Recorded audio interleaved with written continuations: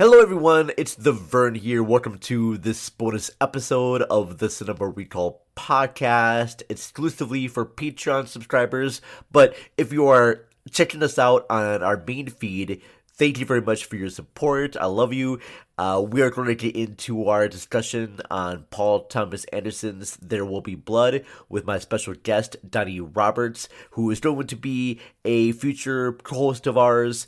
You can definitely check him out on the Forza Crowd podcast and on past episodes of Videorama Pod. So this show is actually recorded a while back, and during that time we had a few changes in our Patreon supporters. As of right now, we temporarily lost a Patreon supporter, our good friend Boomer, and he wrote to me saying that he loves the show and he'll definitely be back to be a supporter. So thank you, Boomer. We miss you. We love you. Hope you come back soon. I should also note that Boomer has a new horror podcast, which should be out today, and it's called Podcast in the Woods, and you should be able to find it on Twitter under @ShepIsBack. But hey, we gained a new Patreon supporter, and he's not really fun on Twitter. He's actually a good friend of mine, Harvey Andrus. He plays guitar in a rock band that I'm in with my co-host Ashley. We're a No Doubt cover band called Your Ex-Girlfriend, and Harvey is one of the guitar players there. So thank you very much, Harvey. So anyways, let's get on to the episode right now for Paul Thomas Anderson's There Will Be Blood for this week's PTA Meetings. Enjoy, everyone. It was Paul who was chosen. He found me and told me about your land. You're just a fraud. Why are you talking I about did what Paul? your brother Don't couldn't. say I this to broke me. you and I beat you. It was Paul who told me about you. He's the prophet. He's the smart one. He knew what was there and he found me to take it out of the ground. You know what the funny thing is? Listen. I paid him $10,000 cash in hand. Just like that. He has his own company now. A prosperous little business, 3 wells producing $5,000 a week. Stop crying, you sniveling ass. Stop your nonsense. You're just the afterbirth, Eli. No. Slithered out on your mother's filth. No. They should have put you in a glass jar on the mantelpiece. Where were you when Paul was suckling at his mother's teat? Where were you? Who was nursing you, poor Eli? One of Bandit's sows? That land has been had. Nothing you can do about it. It's gone. It's had. If you would just take this lease, Daniel. Drainage, Eli, you boy. Drain dry. I'm so sorry. If you have a milkshake, and I have a milkshake, and I have a straw, there it is. That's a straw, you see. Watching. My straw reaches across the room and starts to drink your milkshake. I drink your milkshake. I drink it up. Don't bully me, Daniel. Did you think your song and dance and your superstition would help you, Eli? I am the third revelation. I am who the Lord has chosen. Because I'm smarter than you. I'm older.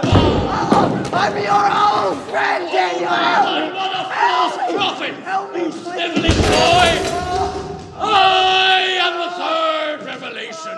Hello, everybody, and welcome to this bonus episode of the Cinema Recall podcast.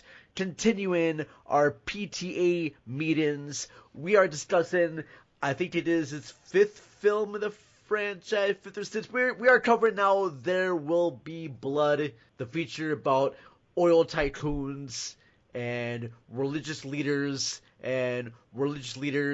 getting into fights with oil tycoons, starring Daniel Day-Lewis and Paul Dano. Those are the only 2 stars I can recognize from this film. It's Paul Thomas Anderson's There Will Be Blood. With me is Mr. Donnie Roberts, famous voice actor from the Force of Crowd podcast, and he's a famous author as well. Hello, Donnie. Hello, Mr. Vern. As of this recording, Donnie is the former co-host of Cage's Kiss and Videorama Pod, which are no longer creating new episodes. But please, by all means, that doesn't mean you can't go back and listen to past episodes of Cage's Kiss and Videorama Pod. Is that right? Can audiences still go back and listen to past episodes if they want to? Oh, they can do more than that. We're still keeping to our promise. I've been beaten over the head, my co-host, about we have to keep up with the constant stream of new Nick Cage films coming out. So we actually have a nice little episode coming out for Pig. Oh. And then we're going to be doing Prisoners of the Ghostland, which that was a film someone made. And yeah, we still got all our videos up. I'm still regularly trying to post reviews for people as well. So yeah, we're going to have that episode hopefully a weekend or so from now. Yeah. The thing about Prisoners of Ghostland is that I saw the trailer for it. I'm thinking, yes, this is going to be great. This is going to be a lot of fun. And then I saw the movie. I'm like, it's going to be fun. He's on a bike. He's on a bike. Sweetness. This is going to be badass. He's on a bike. He's this badass guy on this little kid's bike. Okay, I'm in for it. Yeah. And then it just kind of went. It's a slog, folks. It was a really kind of a big slog. I'm excited about the new movie he has where he plays himself. Oh, yeah. That actually has a lot of hope behind it, and it looks really fun, especially because he's even having fun looking back at his previous work and having to recreate some of those moments. So, still sad we don't get to have him in a Tiger King movie, but we are going to get him in a... he is going to be playing Dracula in a movie. That's right. So, that is one of his lifelong goals fulfilled right there. Oh, gosh. That is... I'm still hoping that we'll also get a big screen adaptation of Werewolf Woman of the SS. You know, so you can play Dr. Fu Manchu. Yes, it's Fu Manchu. Come on. Oh man. And I gotta say, I'm so happy that you were talking about this movie because rewatching it. So much more. Segue here. Whoa. Okay. Yes. I'm sorry. I was still talking about Nicolas Cage and. We're doing a total segue here into There Will Be Blood. And I'm just started thinking about Nicolas Cage being in There Will Be Blood. So my apologies, folks, here. Let's do this right now. Let's play a quick trailer from There Will Be Blood. If I say I'm an oil man, you will agree. This is my son and my partner, H.W. Plainview. You boys are a regular family business. You boys are a little late. We'll offer $1 million for full title. What else would I do with myself? You spend time with your boy? Don't tell me how to raise my family. One night I'm gonna come to you wherever you're sleeping and I'm gonna cut your throat. Rated R starts Friday in select theaters. All right, you just heard a trailer for There Will Be Blood, released in 2007. Damn, that seemed... Wow. I know. It creeps up on you. It still feels like very brand new. But this was Paul Thomas Anderson's feature after Punch Drunk Love. And both movies couldn't be any more different. Yeah. I mean, if you did not know who directed this movie, and you put both movies back to back, and they didn't tell you who the director was, there would be no way you could tell that they were from the same guy. No, I mean, in much the same way of Peter Jackson looking at Meet the Feebles and then Lord of the Rings. Very much so. No way you could say this guy is the one who had a massacre with a lawnmower and a whole bunch of zombies. That's true. Before we kind of get into There Will Be Blood, I would ask you about your history with Paul Thomas Anderson. And I ask guests this all the time. I want to know what the first movie you saw from this director and what's been your favorite so far in his filmography. Oh, man, that's going way back because I want to say that the first movie, and I was kind of dragged to see it at first, but I ended up loving the absolute hell out of was Boogie Nights. Sure. And that was up until, when we saw Boogie Nights was just amazing. I really love that. But then when a bit later, like you said, Punch Drunk Love came out, I was really curious about that one because I really wanted to love it because it was just an odd Adam Sandler choice. And now it's kind of we have Uncut Gems, which is a better Sandler choice. Fair enough. But when we got to There Will Be Blood, I wanted to really like that movie, but the theater I saw it in, there was a problem with the sound mix. So it was one of those, it came off like for some people when they saw Interstellar, how the music was louder than the dialogue. And you're like, is this an artistic choice or is this just a problem with the sound system? Because I can't hear anything.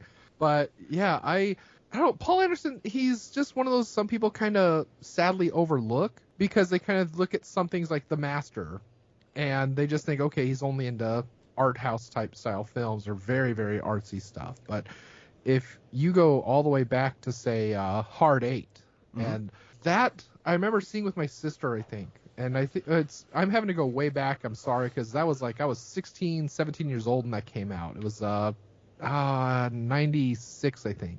And that movie I had to watch a couple times. I just didn't know at the time it was him that directed it. It's just one of those that kind of creeped up on me. But I was a huge John C. Reilly fan, and that's what attracted me to the film. And when I found out that it was him that did it, I was like, all right, that's actually pretty good. I can get behind him on this. I like this. I'm still waiting. Oh, go ahead. No, go ahead, please. I would say I'm still waiting for them to release an actual director's cut where you can use the actual title of Sydney. Oh, I know that absolutely. he got screwed over by the production company, and they kind of took over his film and just kind of re-edited it and released it. I still say it's still a solid movie. I just rewatched it recently. Still good. All great performances with include like Samuel Jackson and Gwyneth Paltrow. They all do like an incredibly good job. Phil Baker Hall is the lead character. He is absolutely great. It's definitely you kind of look at that movie and Tarantino's Reservoir Dogs. About this this crime stories. It seems that a lot of directors they kind of put their start in crime epics, and but also it's more of a story about fathers and sons. And I know that was kind of a big deal, especially when you look at Boogie Nights, the whole thing with Jack Horner and Dirk Diggler. There's like a father and son element there. There's a little bit of I guess there's father and son elements going on in Magnolia with Tom Cruise's character and Jason Robob's character. That's one I still haven't seen yet, but it's on my list. Oh, that is a trip right there. It's a long movie, and you can definitely see a lot of his style in there. It's great. Recently recorded episode with Jeanette Miller Mickenham and Kevin and Aaron from the podcast that went die. That was a lot of fun. But getting into There Will Be Blood, there's also a father and son dynamic with Daniel. What am I forgetting the guy's name right now? Plainview. Thank you, Daniel Plainview. Thank you, and also his son Eli. No. Eli was Eli Sunday was the preacher. You're right. It's prophet, not a prophet. H.W. Plainview was the son. Yes. And the weird thing too about There Will Be Blood is the way that it begins. Yes. It has that wonderful score from Johnny Greenwood, and you're seeing Daniel Plainview just trying to, get oil. He's kind of working by himself, and he gets injured. His legs get injured. I don't know exactly. He falls down. His legs are broken, I guess. Yeah, well, that's what's kind of like I thought the same thing when that first happened after the explosion. I thought that he'd broken his legs, but it looked like one was okay. The other one may have been broken or sprained. They're not too specific on it, especially with how quickly they kind of transition from one episode to a couple years later. And so we all know that Daniel Plainview is kind of I guess you would call him like a con man, but he's a great sort of like promoter, and he's a great sort of person that can get people to work for him for really cheap.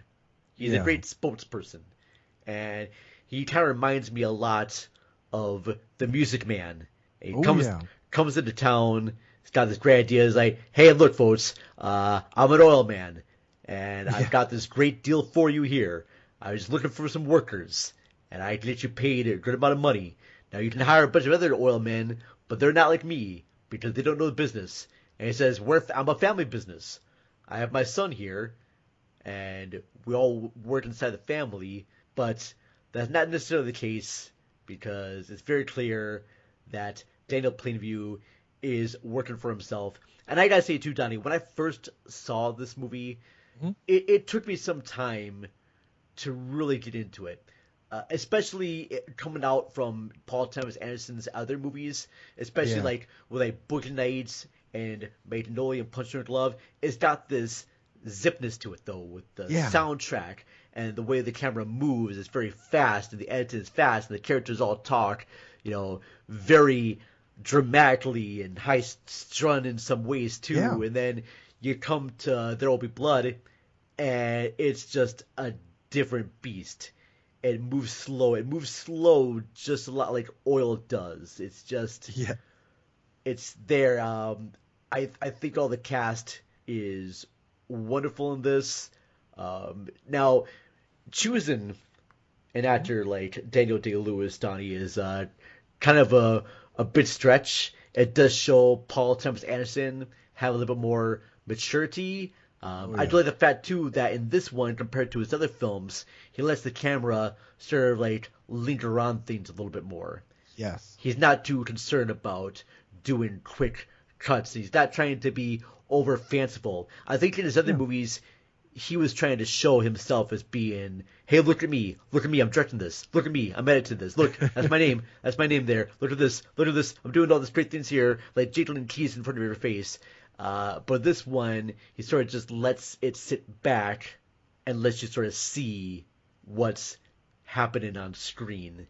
And he gives all the actors like a chance to breathe. There's one really great moment when him and Paul Dano's character of Eli, they are in a field, and Eli is asking Daniel, is like, hey, where's our money?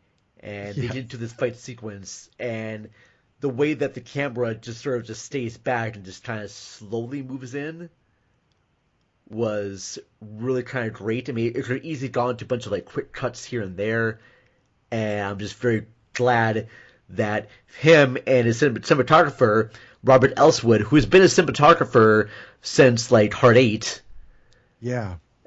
did that on the feature. Even the same editor too, Dylan Tischner. They just had a vibe to this, so it really did, and there's some choices that they didn't get to do in the film that would have been very interesting to see how it would have gone. But he had a lot of Kubrickian influence that he would have put into this film, and a lot of the scenes, like how they're set up, it really is kind of like you're taking the audience on a ride. You want those scenes to linger because you're kind of letting it sink in, and it's kind of like the speaking without spoken type settings, because even in the beginning I really loved how after they struck oil and you have all of them taking all these barrels or buckets rather of oil out of the well, that they actually christened his partner's child in oil. They just do a little thumb of oil over his forehead, and it's soon after, unfortunately, that's when his father ends up getting crushed in the well, which was one of the things that really stuck with me. And there's a lot of moments like that in this film, because that's something that's repeated later on too, because you had initially him losing his partner after the piston falls down and ends up crushing him, and you see that it's very gut-wrenching for him. He's like, oh crap, they're trying to save him. And then later on, an exact same thing happens later once they've taken over the new oil field. But this time it's somebody he wasn't really close to, he didn't know, and he just does not care. It's just his mind and his whole set of where he is. You've seen him transition from, I'm rich, this is great, I have a living now, to keep going. It's like, we have to keep this moving, because if we don't, I'm not making money. And he really, Daniel Day-Lewis, he's a very good actor in a lot of what he does, but in this, he really, really got to not chew up the scene, but he really got to expand his character. Like, it's a really nice progressive growth you get from him from beginning to end. I like the fact too, Donnie, that Daniel Plainview doesn't start off as being like this evil Yeah. sort of manipulative oil guy.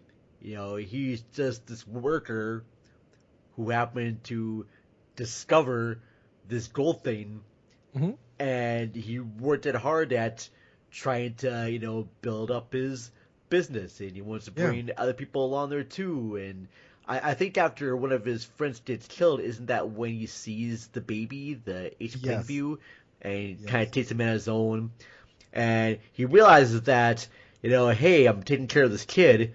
I may go ahead and exploit this kid a little Yes. bit there to get people more on my side and have them, see the same things that I do a little bit. And Yeah. in kind of a weird way too, it kind of reminds me a lot of like, podcast networks and whatnot, and bringing people in, and and having them help bring you up, with which all my guests have done right now. And I swear to you folks, I'm not taking advantage of your nations here. Our show is barely making any money right now. Hope to make soon, and then I can pay my co-hosts and everything like that, and we can make fun series now. But right now, I'm very much the Daniel Day-Lewis character with a broken leg right now. I'm just still kind of like stumbling out of the hole. Just Yes. What Vern's trying to say is he's a podcast man. Yes. And he knows how to podcast. Yeah. He has a podcast network that help him to podcast. Yes, I like that. Yes. Oh, but The extent of his straw to your milkshake is vast. Yes. I have nothing to suck up just yet, okay? Just give me some time here. All right? Right now, my straw is very, very short, and it cannot, go all the way to your milkshake. I cannot drain your milkshake, all right? As much as I want to right now, I still have not been able to find a way to do that. But anyways, folks, I just really like the fact that he's just not the evil sort of like oil man that you've seen before in other movies. He's got a lot of sentimentalities to him. It's clear that he does have some sort of like affections for his son. Yeah. Even after there's like a little tragic moment that happens with the explosion of an oil well that they're working on, and H Plainview becomes deaf. Yeah. And Go ahead. no, as even then, there's some sort of like compassion to him too. But then there comes a point there where Daniel's like, boy, I gotta make a choice here. Either I gotta remain a father to this guy, or I gotta be an oil man, and I gotta continue on. And I think it's at the moment too where Daniel Plainview says, well, this kid's like old enough now, maybe he could be with another family that can take care of him. He's not a helpless infant anymore. He's at the right enough age too that he can walk and talk and do things on his own. And he puts him on a train and lets him go. And yes, that seems really harsh and horrible. But he does come back later, and he's got a family there, and he seems to be very good and all.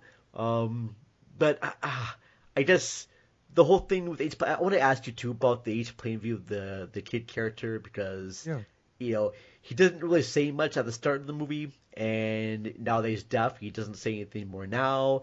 Yeah. I see why the character's there, but honestly, I kind of wish after he did go away that he didn't come back until he was married. And I know he does get married, but I felt like they put that character back a little bit too soon.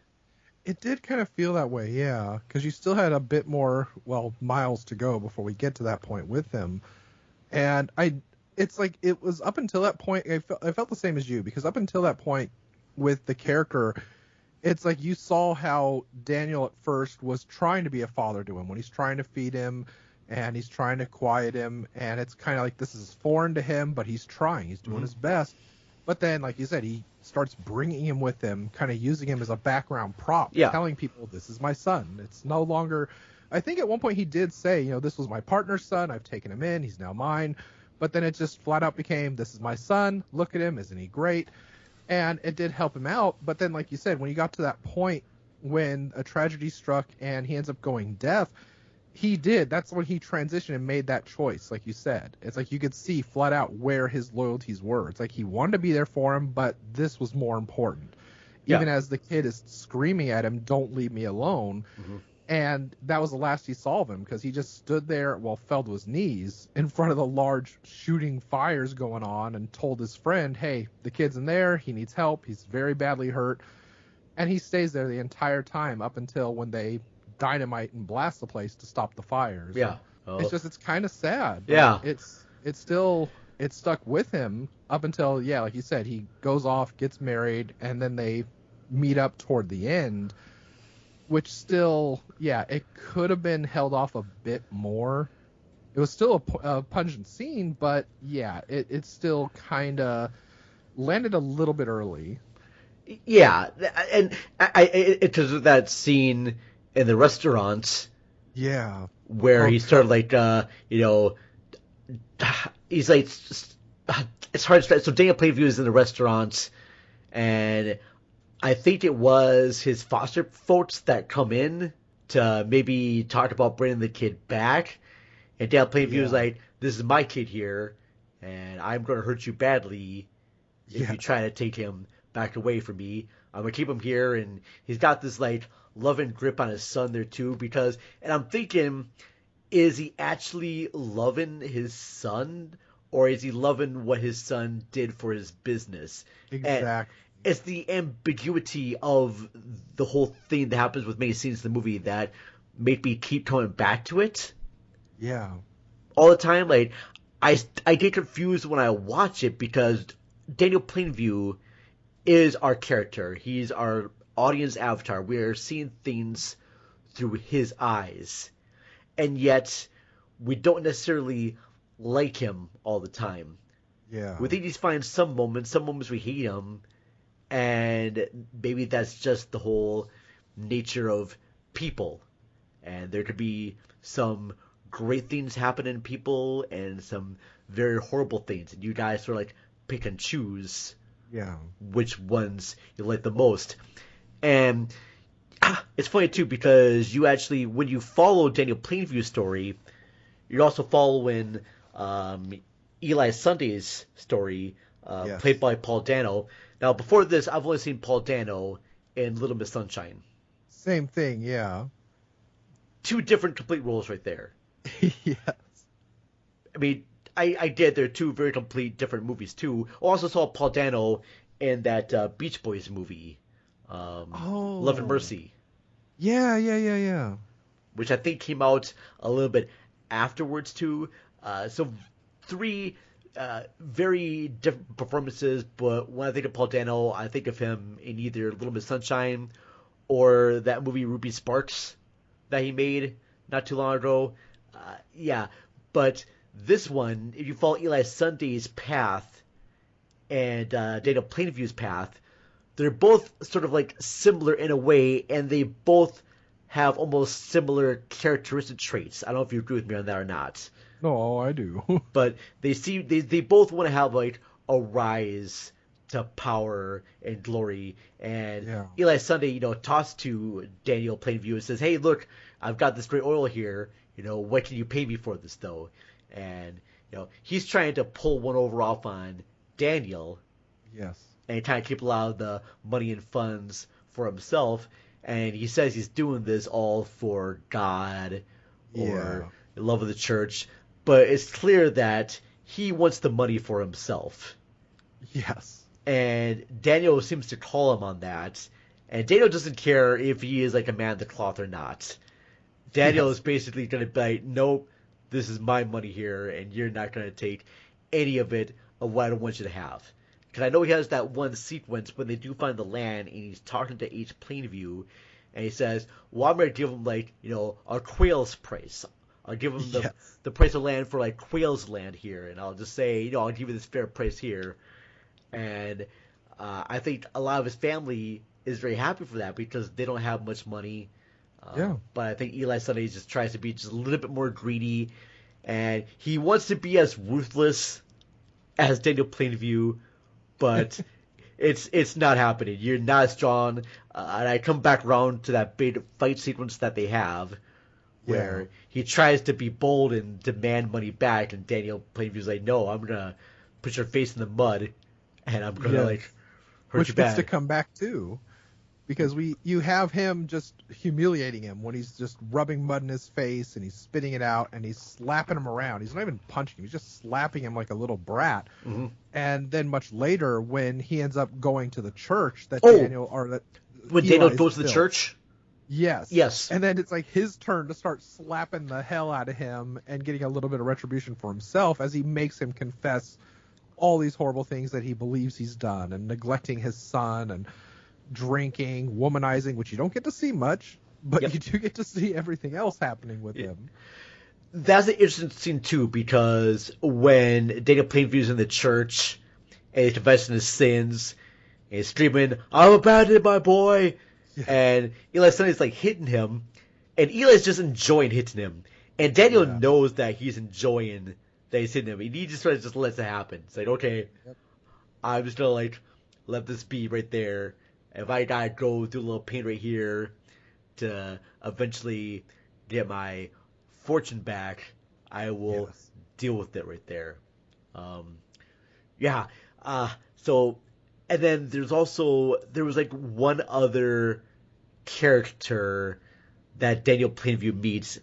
I don't know if this was played by Syrian Hines or not, but there's one character in this movie where he sort of like meets a guy and talks about that they're brothers. Yes, I was going to say, I was wondering if you were mentioning the man who claimed to be his brother and just showed up at his door one day. Yeah, oh, gosh, I'm not going to remember who that actor is right now, and I feel really bad that I've not. It's kind of bad when character actors have that kind of face. It's not Kevin O'Connor. Gosh, I'm just not going to know. I don't see his name. Okay, so sorry folks, but he goes to meet a guy who claims to be his brother, but then Daniel Plainview catches him on a lie, and they confess to him that, no, sorry, but we can definitely still work together. And it's at that moment too, I think that Daniel Plainview just becomes a little bit more bitter and just thinks that everyone is out for his money and his oil, and he has no one really to rely on but himself. And I think that's why near the end of the movie, when his son comes back and he's now married to his childhood sweetheart, and I gotta say, they did not match the little girl in that scene to the older actor very well, because those two women look completely different, and I did not buy that at all. That this little girl, sweet little girl, grew up to that other woman right there. Like, that's the same woman? That just doesn't seem. I know, right? Seems well, off. and that's why I agreed with you that they dropped that scene a little too early. I felt because like you understand why they're doing it. It's to show that he's losing the last person, like his last bastion of hope that he could have held on to, that he felt was trustworthy. And then here he is telling him, yeah, we're going to move off to Mexico and going to start my own business. And, you have a good life. Ta-ta. Yeah, I just didn't want them to, like, show the wedding of her. There should have been, like, they should have put the sequence where the two kids are sort of, like, kind of playing, and then have the whole story with Daniel Plainview and the guy who claimed to be his brother, and the downfall that happened with that.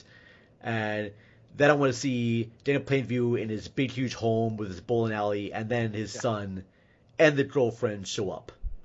Yes. And I would loved it more if the wife was his translator. Yeah. And I would have loved to see, because during that sort of like sequence when Daniel Plainview is sort of like dismissing his son and telling him basically goodbye, and his son's trying to be reasonable, there should have been a little bit more of a little fight sequence between the daughter and Daniel Plainview, because Daniel Plainview is like ripping into him, and he says, "Hey, go ahead and just, try and say your words or mop your, basically flap your lips and have your other guy translate for you." There could have been some nice dramatic moments of her to say, "Hey, who the F are you?" and "fuck you" and this. And I don't know if you've seen the movie Immortal Beloved about Beethoven. I have not. I've heard Oh, good things about it though, but I've not heard it. Seen it. It's worth seeing, but it's like that reminded me so much of that movie because it has somewhat of a similar scene where his son, who did try killing himself unsuccessfully and ended up shooting part of his skull out, he ends up finding a woman, falling in love, and they want to take off together. And when he's approaching his father about this, telling him, hey, we're going to go off and we're going to be happy together, he's very bitter about it because, again, he felt this is the only person he could have related to, he had a relationship with. He hated that woman because she was taking his son away from him. And they had a really, really deep exchange between each other to the point where even the son was like, how can you do this? I just want to have my own life, and you're keeping me chained here like a prisoner because you refuse to let anyone else in. You don't want to move on with your life. And even his wife is the same way. It's like, he loves you so much, but you just treat us like dirt. It's like, I'm glad we're being gone. It's like, F you. Yeah. It's like, I'll respect you because you're his dad, but still, best of luck to you, pal. Oh. It could have used something like that because, like you're saying, it's just, it would have added, I guess, more weight to it, but you still understand why the scene's there. Yep. And it just sadly is kind of like maybe poorly edited, if anything else, given how everything else in the film was up to that point. Yeah, I don't want to blame any of the actors or something like that to do it. It's felt like, like you said, Donnie, there's something else missing there. I like you compare that to More Beloved. I will definitely give that a watch later on. Hey, that may be a bonus episode for some recall. We don't know. Yes. All right, we may actually do that. But I gotta get into sort of like the last sort of sequence in this. That's when Eli Sunday does come back, and he's once again trying to try to pitch Dana Plainview about a new thing of land and wants to get money up front right away.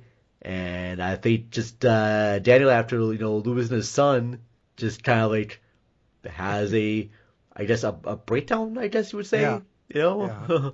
And that's where we get the famous milkshake speech. Yes. I love the scene for a multitude of reasons, and one especially is a horrible reason.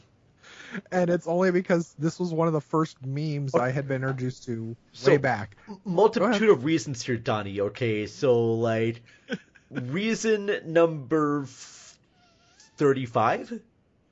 Reason number 35 is because how it ends after what happens, unfortunately, to Mr. Eli. Oh. Yes. Where he's just sitting there and his butler comes in. He's sitting there and he's bleeding out, and his, I guess, butler comes down and he tells him that he's done. And someone decided to be their own Paul Anderson, and they edited in the Curb Your Enthusiasm music after he said that. It is the most beautiful thing I've seen committed to film. It just makes for an entirely different scene. Wow. I'm picturing that in my head right now, and that is just...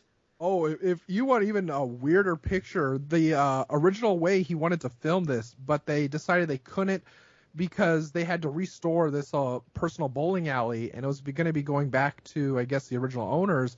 He wanted to do the entire scene white. It was like this was going to be kind of his Clockwork Orange type scene. He felt it would have been adding more menace to the scene with how Daniel Plainview is marching around basically like a monster stalking Eli. And he just loved the idea of just huge pool of blood red on an entirely white surface, and everything's pristine and just so clinical almost. But yeah, because the bowling alley had to go back to its original owner after it was restored, they're like, okay, yeah, let's just keep it as is, film it. It's still wonderful, and it's still something that getting to look back on as well, I absolutely love, because it's trying to tell you all the way back to even when he was being slapped around in the church, he was doing this for purpose. He wanted Eli to know this. He's like, he knew, like you said, that he was full of crap, and that his whole thing of trying to faith heal people, which honestly, those type of people in the beginning, they're horrible people. But just the way Eli is so absorbed in himself and believes that he's an actual prophet, though he knows he's not. He just has that arrogance about him with it. And he felt that he had Daniel around his finger because it got him to break down. And he felt that, like you said, he'd go to him to make up for his, I think he said he wanted 100,000 plus 5 more that he was owed for the land. And he was trying to sell him the land, which he already owned. And it's like Daniel knew this was coming. And he just absolutely lamented and loved getting to have him admit he was full of crap. Yeah. And then having to tell him, hey, your brother was smarter than you. I paid him $10,000 in hand. He's now successful. He's making money. And here you are, an absolute shyster. And it's like, you get what you get. Yeah. It's like, you did not have anything over me ever, period. I Which again, makes him love kind of a horrible man. exactly, and I love the fact that you brought up the sequence when Data Plainview makes Eli Sunday say, Yes. "I'm a false prophet. God is a myth." Right? I think say a little bit louder. I'm a false prophet. God is a myth. And I think that was more of a satisfaction that Data Plainview had than, spoiler alert, killing him at the end. Absolutely. And it's just great because he's been on him, which was kind of an interesting theme as it was already, just how religion played into things and how he was very uncomfortable about it in the beginning. But it's like you understood why, because he knew what this kid was. And he didn't like that if something happens, just like in real life, anytime, even now, with everything going on with the pandemic still, if you have somebody preaching around and something happens, they're going to immediately take credit for that. And you're going to have some yahoos out there that are going to just latch on to that. I think that has a lot of faith in, too, how, basically a lot of religion puts their hands into businesses and think that they are the ones that are controlling the business. And that's not necessarily the case there. I know this happened before in schools. And I've known that a lot of religious groups will donate funds to businesses to basically put their hands in things. And I like the fact too that Data Plainview just says, no, I don't want any of that in there at all. Like, I know that at one of my jobs I had, there was talks about bringing in a religious group to a video store, and I'm like, what, to sell videos? If they want to be like a vendor, that's just one thing. But let's just have them, give us, we'll pay them for the movies that we want to have for them, but we don't need to have pamphlets of materials here at a video store. We don't. That's just not something that's gonna work. All right. If they want to do pamphlets at their church and everything like that, that's fine. We share religious videos here. That's fine because we have an audience for religious videos. But we don't need anything more than that. We don't need to have like a speaker come into a video store. And that's what it wanted to be. And as like an assistant manager, I had to be like, no, this is just going to be very bad and we should not have any part of this at all. So, yeah. Yeah. And they've just, religion and business is just always bad, even when they run their own, because greed is just the center of everything. I mean, if you want to look at something fun, look into the 700 Club. Oh my God. I totally forgot about that. That was everywhere. Yeah, absolutely. Kids, you don't know how big the 700 Club was. But they were like on every like major network in the broadcast times. It was Channel 23. They always had like 2 hours every weekend after Saturday morning cartoons, and even longer on Sundays. Yeah. It's like, if you want to see something really interesting about that, please go watch The Eyes of Tammy Faye, because, oh Lord Almighty. I've heard good things about that, so I will definitely seek that one out. But, I mean, going back to, like you're saying, this movie and the whole breakdown, I guess, of Eli, because he does break down. Yeah. Is he finally just gives Daniel everything he wanted and he knew was in there about admitting how much he had sinned, that he made all these bad investments. He spent all the money constantly he got. and he was a failure, and that's why he admits that's why he came to him, Yep. because he was hoping to steal money from him by feeding him some BS and Exactly. telling him, "Oh, you're helping so many people, give me more money." And Yep. He was just like, hoping, hey. because he hopes that, hey, I was able to, fool him once or something like that, or he thought he was fooling him, but turns out that wasn't the case at all. Because when he saved him, and when he helped him like purge all of his sins and everything like that too, and he was like, well, this is easy to do. I just put this guy back in my little finger pockets again, and he'll work for me, no problem. He'd be a little puppy dog. And that just wasn't the case at all. And it backfires on him. And, it's too late for him. C'est la vie.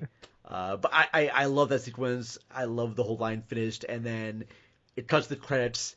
Very much Kubrickian. Yeah. I said before in other episodes that Paul Thomas Anderson is playing tribute to other filmmakers. For Boogie Nights, I said it's more of his homage to Martin Scorsese. Even though he says in the commentary track that he's trying to do just blatantly here, the director of Silence of the Lambs and Stop Making Sense. Yes. Who's that guy? Philadelphia. I'm blanking on the director's. Oh man. Why am I blanking on that guy's name? I just watched all the Hannibal movies not too long ago. Gosh, this is gonna be bad, folks. I know right now everyone's screaming at me right now, like, why don't you know this guy's name? It's like Jonathan Demme. I can't believe I just. Paul Thomas Anderson says we got there. We got there.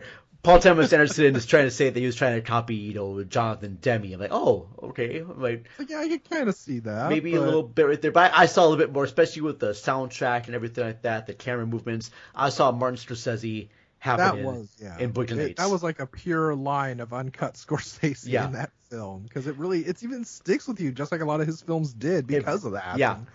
And then for Magnolia, I said that he's doing a sort of homage to Robert Altman films, especially with stuff like Nashville and The Player, very ensemble pieces. And then for Punch Drunk Love, he's trying to copy a little bit of Godard and Jacques Tati, basically doing a French New Wave farce with that one. And then for There Will Be Blood, I think this is Paul Thomas Anderson's Kubrick homage. Especially, like you mentioned before, like, the store and the way the camera slowly moves. And that ending after, he just killed someone. Yeah. And then just touched the credits reminds me a lot of a Clockwork Orange. Absolutely. And just the score, like you brought up, that really brought in a lot of Kubrick for me, because that's something I really enjoyed about his films. Is people always question why he never made his own soundtracks, and he just flat out said, "It's like, there's so much beautiful music out there already. Why not use it if it exists?" Yeah, it's like that's true. Absolutely true, because that made a lot of his movies, especially 2001. You just can't really separate those two, and they go so well together. Very much so. But even this movie, it's like it was a very, very strong, very pungent score that just really fits so well with that. And so, then even at the end, it's a little upbeat, but it works. And I got to give credit to Johnny Greenwood, and I think this is his first score he did for a movie. And if I'm wrong, listeners, please yell at us in the comment section right there. But I'm pretty sure this was, and to move from Radiohead into doing this, being a musician, is actually pretty cool. Very excited to see hear his work in Spencer. I recently saw Licorice Pizza, but Licorice Pizza, you mostly hear the songs from the 70s more than Johnny Greenwood's score. It's there, but it's very spare. I think Paul Thomas Anderson says, hey, look, I need some pieces of music for this movie just to help build, character, emotions, and Johnny Greenwood's like, okay, sure. I mean, they worked together since There Will Be Blood, and they made, like, The Master. Yeah, I was going to say The Master I thought he had worked on with him, too. Yep. And also Phantom Thread. And there's another one, too, because I've been watching a lot of Westerns lately, and I've been going through a lot of my favorites up to current. And I think Power the Dog, Yes. he also, because he has He a did. very particular sound to it. And Yeah. it's like you can pick up on that. It's, so good. It's so weird too because, like I said before, you compare like Punch Drunk Love to There Will Be Blood. Punch Drunk Love had this very kinetic score from John Bryan, with pianos being banged and drums everywhere, and then Giant Greenwood is just completely vast and bold, and it's just there up. Yeah, it's very different types of movies, and I love it completely. But one more thing too before we do wrap up here, Donnie. What is your favorite? Is the last scene your favorite scene, or do you have like a scene that you really love from this? It's honestly, I would say that the end scene is maybe my second. Okay. But really, for me, it's still, I think, the first one. And it's really tough because there's so many good character moments in this. But again, it's just his transition, like we were saying, with his opening speech and how it starts off the first time you hear it to the very next time he's selling it. Because the first time you hear him saying it, he leaves because the entire room is split. You have people arguing. They're not very much listening or caring for him. But by the time he gets into it the second time, and his son HW is now older, it's like he's nailed this. It's now it's an act. Yeah. It's almost kind of, to me, it shadowed what he hated seeing with Eli. Because what Eli was doing was also an act. And this is something that he had gone down to an almost perfected science of just selling faith healing to these people. To a point, he told a woman that I'm going to take the devil out of your hands because you have arthritis. Yeah. It's like, it's no more different than him saying, look at my son, look at me, I'm a family man, I'm talking to you as a regular person, you can trust me because I'm not like these other oil people who claim to be it. I'm a guy that's got his hands dirty in the mud and I'll work for you. And all the while, he's taking up this land and he's making a hell of a lot more than they will ever see coming out of that. And you kind of see that later on when he mentions what happened with the pipeline and just stealing all that oil from the land without having to pay any of them a single cent for it. You're reminding me right now when you just talked about Dana Plainview saying all these things to resident folks. He's talking a lot like politicians talk, and they promise a whole bunch of things. And they said, I'm a family man, and I know what it's like to actually work, and I've been a guy that works by my bootstraps, and I'm not afraid to get dirty. I'm going to bring jobs in here for you. I'm going to make sure that you're taken care of and your family's taken care of because, hey, look, I'm a family man. I care about family, and I'm an oil man. I know oil, and he's actually just taking this town for all it's worth. And it seems like a lot of false promises that politicians have, and they say that, well, we care about jobs, and then they take all the jobs away. Yes. So... yeah, it's very much that way, and it's kind of sad to see that, but it's like you understand it because you've seen it before. It hits home. Yeah. So if anything, this movie kind of teaches you to be a little bit on your guard when you hear about promises made, because I've heard that before too. When I'm looking for, or when, for example, I'm looking for a client who wants to use me for editing work, and they say, we can help out your podcast. We have a great way of getting your podcast listed on a whole bunch of other sites. And I'm sure you've probably seen this before. You get like these people following you on social media platforms that say, hey, look, we have a great way of building audiences for your site, and we'll bring you a whole bunch of more social media followers, and we'll make sure that your podcast gets over 10,000 downloads and whatnot. And then you look at some of their stats, and they're like, you only have about 50 people who follow you now. Yeah. And your site doesn't really offer me anything except for the stuff that I'm already doing already. So I even asked one choose, like, what are you going to offer me? Exactly. And they just give you the same sort of elevators pitch, like, well, we've been known to, increase the podcast rankings for these podcasts. I'm like, okay, great. What are the podcasts that you work for? I said, point blank, who are the shows that you have worked with? Just tell me one or two, and they just don't give me names at all. Or they do give me a name, it's for a podcast that just doesn't exist anymore. Yeah, we had to go through that actually with Cage's Kiss. We had 2 networks approach us. Oh, damn. And yeah, and it's one of those that unfortunately the first one didn't work out because there was a large miscommunication because they had started transferring over to a new system and somehow we got lost in the shuffle of that. Okay. But it was very much the same thing of we are attached to so many podcasts, and if you join with us, you're going to be in our, I think it was the 18 to 35 demographic, and we're going to put you on at this time. People are going to be tagging more. We're going to have somebody working with you to work on social media to kind of put things out there to get you noticed more often now. It sounded really good in theory. But when you start asking more questions about, well, do we have more of our own content? What do we lose out by coming to you, since this just sounds so good to be true that it can't be? Yeah. And that's when things kind of get a little muddy. But they assured us whatever we had, it's ours. It would stay ours, period. And then talking to another network, it was the exact opposite experience. Oh, sure. Where these people are just flat out. It's like, well, technically you'll own the content, but we're hosting the content, so we're going to get more money out of that versus what you're getting paid out. Oh, see, no. That's bad. No. And I mean, it's just, that's kind of how the world works. Even in music production and audio editing, you unfortunately get people that want you to help them, and they want you to say, hey, I want you to put an album together for us. But we don't want to pay you really for it, but your exposure in helping us get this album done, that's going to be your exposure and payment, because that's going to get you known once we hit it big, because we know we will be that big. Oh, that whole thing there. Yeah, we're doing this as a favor for you because, you're just you're just kind of just starting out. I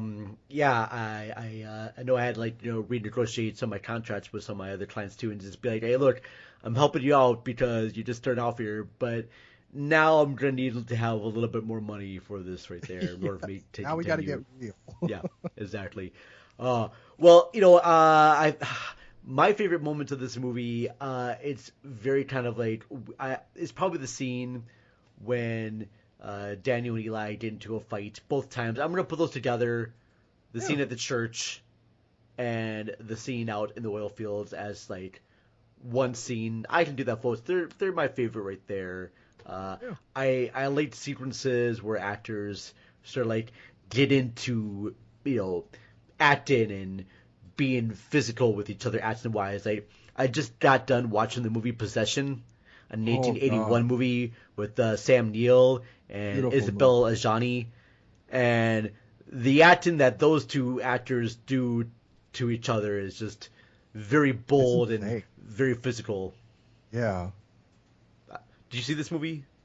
I love this movie, and the fact that more people, because this is what I love. It's like I live in trash. That's why on Discord I'm a trash panda. I love exploitation films, and I love little known 80s gems, and the fact that so many people recently that film's been coming up, it just makes me so happy, because there really are good possession films out there. It's kind of a genre that's gotten bogged down in crap.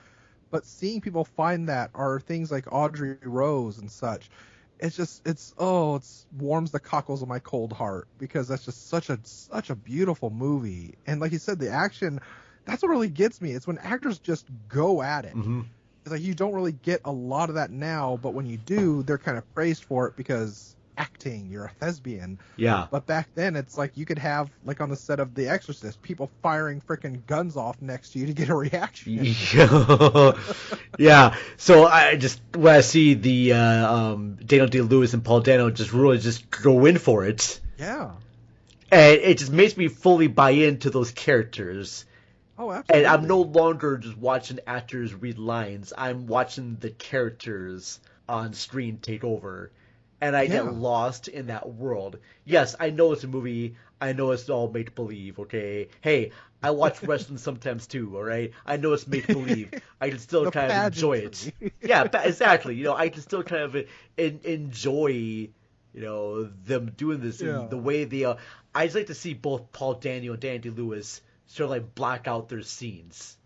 Oh, yeah. And the enjoyment of them kind of talking to each other about what they're gonna do. And I'm sure Dan DeLue's like, hey, Paul Dano, at our church, really just hit me. Just get into it. Yeah. And them just like respecting each other's crafts, and that makes me feel so good that all these different people come together and they can create these moments that will be just seen forever and ever. And you create absolute gold with those, or you go overboard and you end up with Tommy Wiseau and saying, "You're tearing me apart." Another gold moment too, as well. All right. Yes, in its own right. It's all right there. Well, any final thoughts and grade you want to give There Will Be Blood? I honestly, like I said, originally I would have given this a D back in the day just because the sound and how it came out of the speakers in the theater, it really just wrote me off from it. Getting to watch it again, I absolutely love everything about this movie, so I would upgrade it from a D to an A. I mean, just easily. 9 out of 10, absolutely. Yeah. Because this flawless. The performances were great. Everything about it. This was really, really just a beautiful film. Which even more so, the cinematography. My God, it's just so beautiful, nice, just like True Grit. And you just get so absorbed in it. There's nothing you can hate about it. I really, really challenge people to find something to hate. Yeah, I said before, I think the movie is actually it's extremely well done. It's well acted. It's well produced. The story is great. There's not one flaw in this movie. It's not my favorite of Paul Thomas Anderson films. I put it a little bit lower on the list, but that does not mean it's a bad movie. I just have my own personal preference about what I enjoy. But I cannot say anything bad about this movie, and I'm trying to think of something, and no, it's paced well. I mean, the movie's over 3 hours long and more, but there's not one moment of this I say, well, you could take out this moment. Maybe this could be changed. Yeah, except maybe some of the ending sequence that we talked about with Daniel and his son, that could be switched around a little bit. It's just little gripes, but nothing major that ruins it for you. Yeah, I'm up to 2. I carry everything from 5 stars, so I gotta go about. I'll roll 5 stars on this one as well too. I just can't see anything wrong with this movie. I think it's absolutely pitch perfect in a way. But that's our discussion about There Will Be Blood. Thank you for joining us for our special Patreon episodes. I think we have one more in this series, but I'm not entirely positive sure about that. I do know that our good friend Donnie is going to be coming back to be our co-host for bonus episodes going forward. So anytime you're not seeing me and Ashley on the podcast, you'll be seeing and hearing me and Donnie here for other episodes. So we have our main shows that I do with Ashley every couple of weeks. We are going to be live on the YouTube and Facebook, and then we post the audios places. That's going to still be intact. We're going to be doing a series of bonus episodes on our main feed as well as on our Patreon page as well. And this is a good opportunity right now, as always, as I do, to give a quick shout out to all of our wonderful Patreon subscribers, like I do on every episode that I try to. So no special order. I want to give a special shout out thank you to Matt and Ashley from Mashley at the Movies.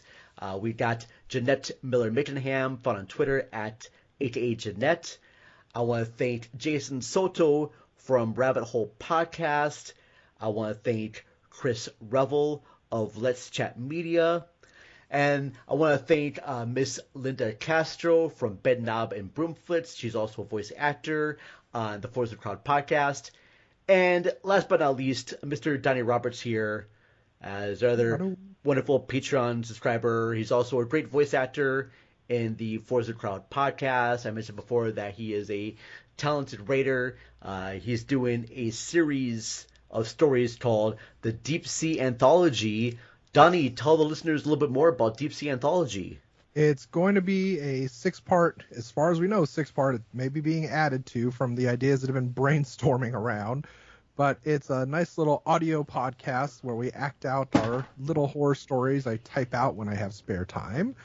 And Mr. Vern was one of the lucky people on the first part of this. Bells, which is a very, very fun story about a captain having a not-so-fun night with a very crazed sailor with a story to tell. I played the crazed sailor! Yeah. And I'm not doing the right voice for it. I'm trying to... You're pretty close. I still hear that voice in my head, so Yeah, it sticks with me. Oh, nice.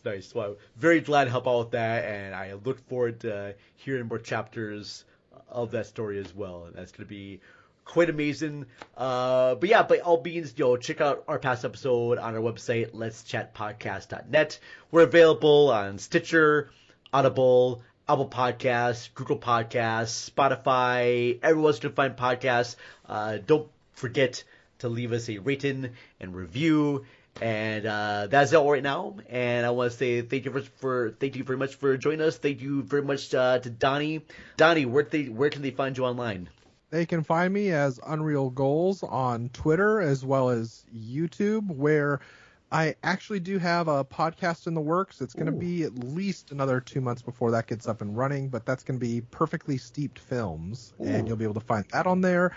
I also, for some reason, they haven't canceled it, and this comes back from a running joke with Cage's Kiss. I am the boy who blew over on Pornhub.